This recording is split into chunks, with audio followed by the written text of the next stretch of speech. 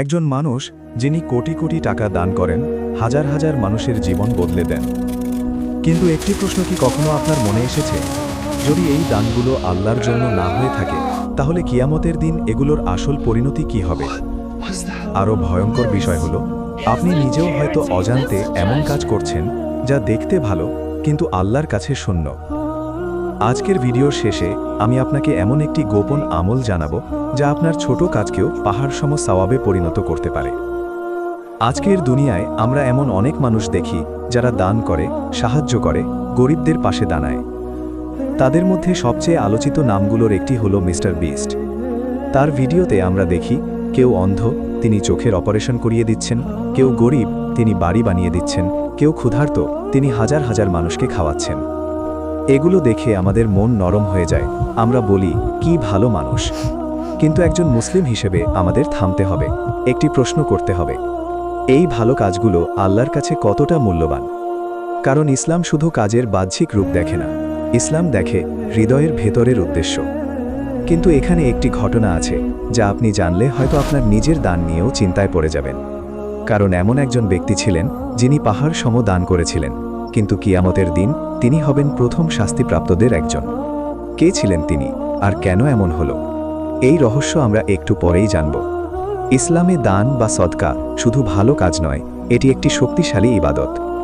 রাসূলুল্লাহ সাল্লাল্লাহু আলাইহি ওয়াসাল্লাম বলেছেন, সদকা সম্পদ কমায় না, সাহি মুসলিম।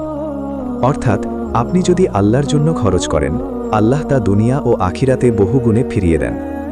আর কুরআনে আল্লাহ বলেন, যারা আল্লাহর পথে তাদের সম্পদ ব্যয় করে, তাদের উদাহরণ একটি বীজের মতো যা 7টি শীষ উৎপন্ন করে, প্রতিটি শীষে 100 দানা। সূরা বাকারা 261। তাহলে বুঝতেই পারছেন, দান একটি অসাধারণ শক্তিশালী আমল। এই দৃষ্টিতে দেখলে মিস্টার বিস্টের কাজগুলো বাহ্যিকভাবে অত্যন্ত প্রশংসনীয়। তিনি মানুষকে সাহায্য করছেন, তাদের কষ্ট দূর করছেন, এগুলো নিঃসন্দেহে মানবতার কাজ। কিন্তু ইসলাম এখানেই থেমে যায় না। ইসলাম একটি গভীর বিষয় তুলে ধরে, নিয়ত। রাসূল সাল্লাল্লাহু আলাইহি ওয়াসাল্লাম বলেছেন, নিশ্চয়ই সকল কাজ নিয়তের উপর নির্ভরশীল, সহিহ বুখারী। এখন চিন্তা করুন, একই কাজ দুইজন মানুষ করল। একজন দান করল আল্লাহর সন্তুষ্টির জন্য, আরেকজন দান করল মানুষের প্রশংসা পাওয়ার জন্য।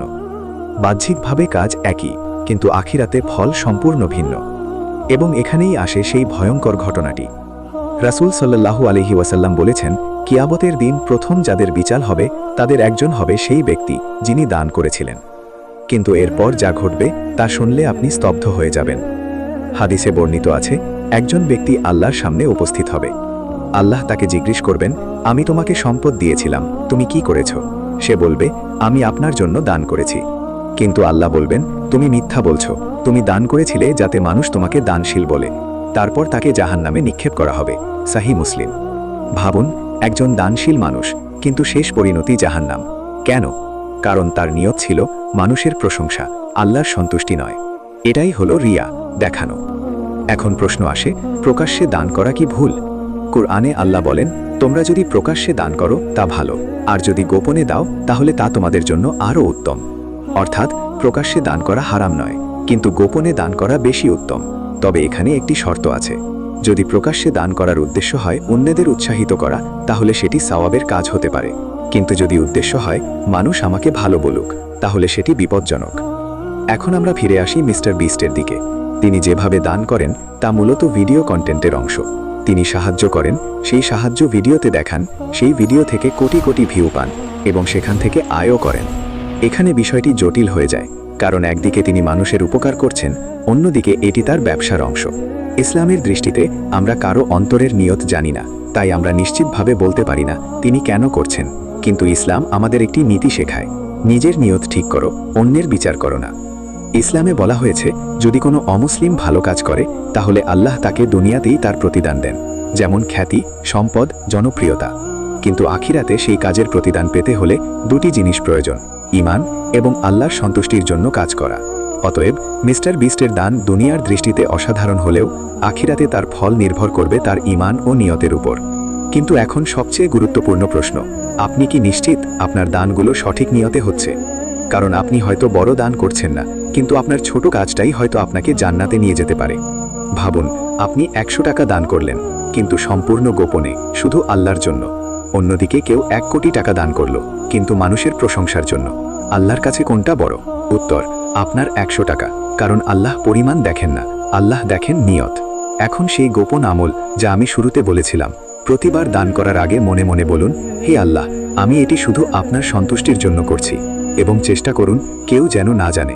রাসূল সাল্লাল্লাহু আলাইহি ওয়াসাল্লাম বলেছেন, 7 শ্রেণীর মানুষ কিয়ামতের দিন আরশের ছায়ায় থাকবে। তাদের একজন হলো যে এত গোপনে দান করে যে তার বাম হাতও জানে না ডান হাত কি দান করেছে। সহিহ বুখারী। এটাই সেই লেভেল যেখানে দান সত্যিকারের ইবাদত হয়ে যায়। তাই আজকের শিক্ষা খুব পরিষ্কার। দান করুন, সাহায্য করুন, মানুষের পাশে দাঁড়ান, কিন্তু সবচেয়ে গুরুত্বপূর্ণ, নিয়ত ঠিক রাখুন। আপনি মিস্টার বিস্টের মতো বড় না হলেও আপনি আল্লাহর কাছে অনেক বড় হতে পারেন। এখন আপনি সিদ্ধান্ত নিন, আপনি কি এমন দান করতে চান যা মানুষ দেখবে, নাকি এমন দান করতে চান যা আল্লাহ দেখবেন? পরবর্তী ভিডিওতে কোন বিষয়ে জানতে চান তা অবশ্যই কমেন্ট সেকশনে লিখে যাবেন।